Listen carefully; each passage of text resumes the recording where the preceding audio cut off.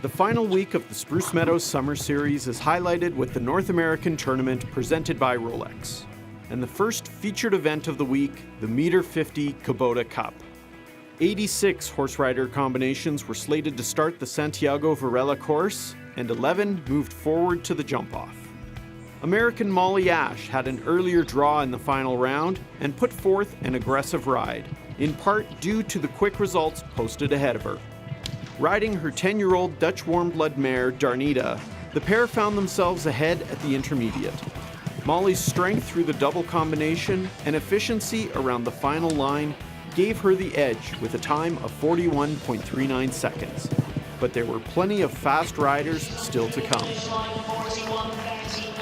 Fellow countryman Kent Farrington, riding Jasper, had an exceptionally fast round going and looked poised to take the lead. Those hopes were dashed when the pair clipped the final fence to leave them out of the equation.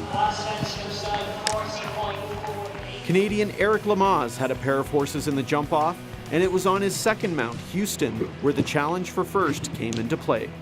Tight on the time set by Molly Ashe, Eric powered over the final oxer to finish with a time of 41.65, good enough for second on the day. The final combination, Mexico's Francisco PASQUEL and his beautiful gray Coronado had their hopes dashed early as they had a rail at the Beijing Dragon Pillars. Molly Ashe and Darnita, champions of the Kubota Cup. You know, I've been outrun enough times on her now just because she's very specific and careful at the jump, and I knew I had Kent and Eric behind me.